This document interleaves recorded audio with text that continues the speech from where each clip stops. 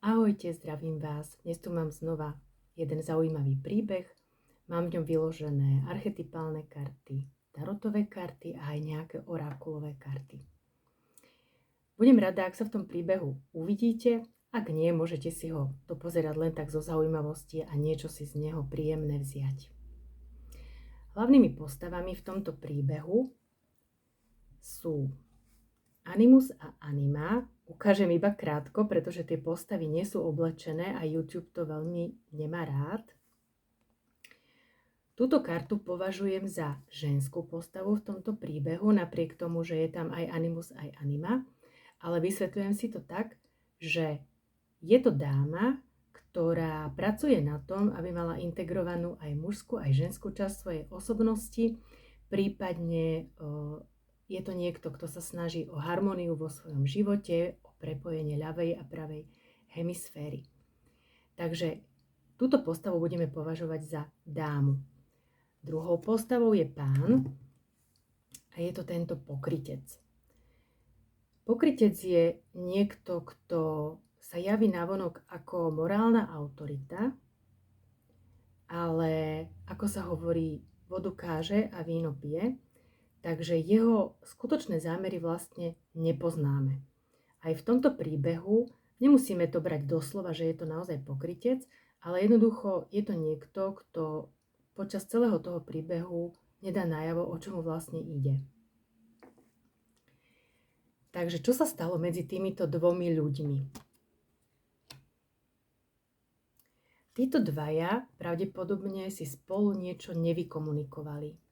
Vyšla mi tu medzi nimi obrátenie táto karta a je to odkaz vo fľaši alebo správa vo fľaši. A teda zatiaľ nevieme, čo je v tej správe je, ale tým, že vyšla obrátenie, vysvetľujem si to tak, že jednoducho tá správa nedorazila tam, kam mala, že jednoducho niečo ostalo nevypovedané, nepochopené, nevysvetlené. Čoho sa tá správa týka, nám hovorí táto ďalšia karta a to je páža pohárov.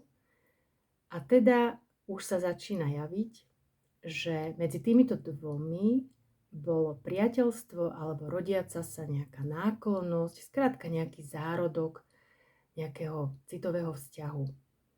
A čo sa teda stalo a prečo to títo dvaja nejako nedoriešili?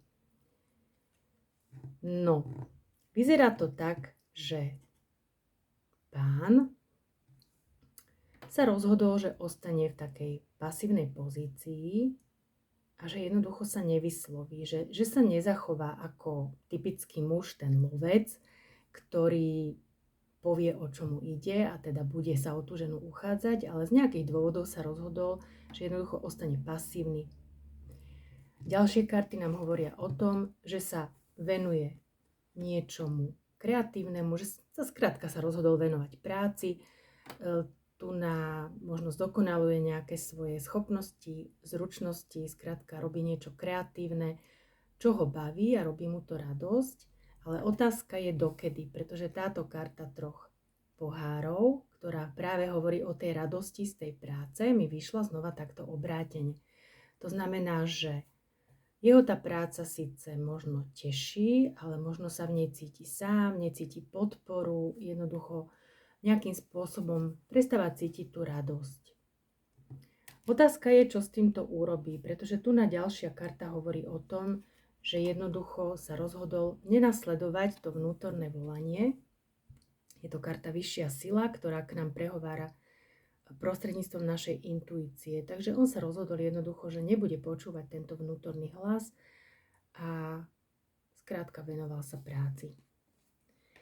Ako teda na to reaguje tá dáma?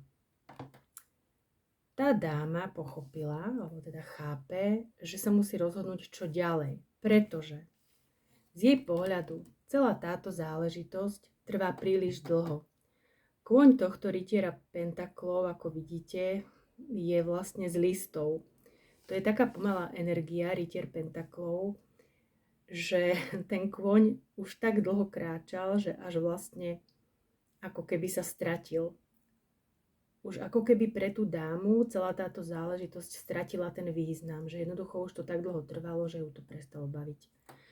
A takisto sa rozhodla venovať nejakým kreatívnym veciam možno, ale táto kráľovná pentaklov hovorí o tom, že táto dáma sa pravdepodobne rozhodla venovať teda viac energie a času sebe, svojmu zdraviu, svojej rodine, svojej stabilite, prosperite a možno sa venuje aj rodine a deťom. Skrátka, pracuje na tom, aby vo svojom živote pocítila nejaké hmatateľné výsledky tejto investície do seba. No, ďalšie karty, ktoré ale teda máme medzi týmito dvomi hrdinami, hovoria o tom, že oni si ale veľmi dobre uvedomujú tú pravdu. Oni naozaj vedia, že medzi nimi niečo je.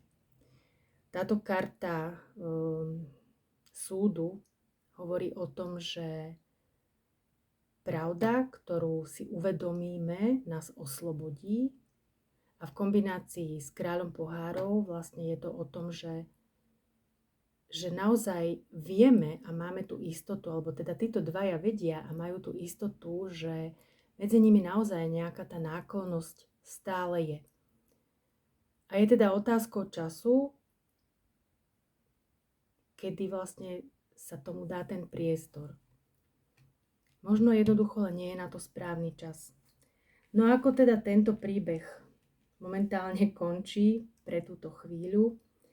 Veľmi zaujímavo mi vyšli karty na strane toho pokrytca, pretože tento balíček tarotových kariet je špecifický tým, že sú v ňom niektoré karty dvojmo.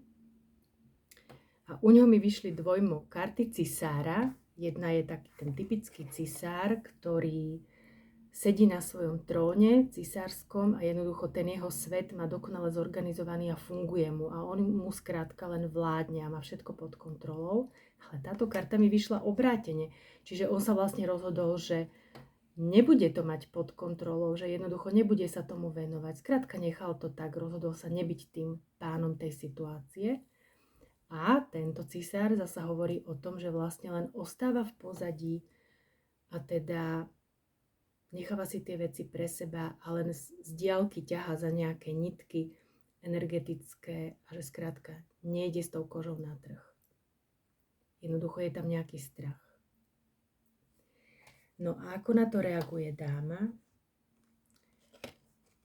U dámy mi vyšla opačne karta spravodlivosti, čiže ona to považuje za nespravodlivé, alebo jednoducho to vyhodnotila ako vzťah, v ktorom nie je rovnosť a rozhodla sa to ukončiť.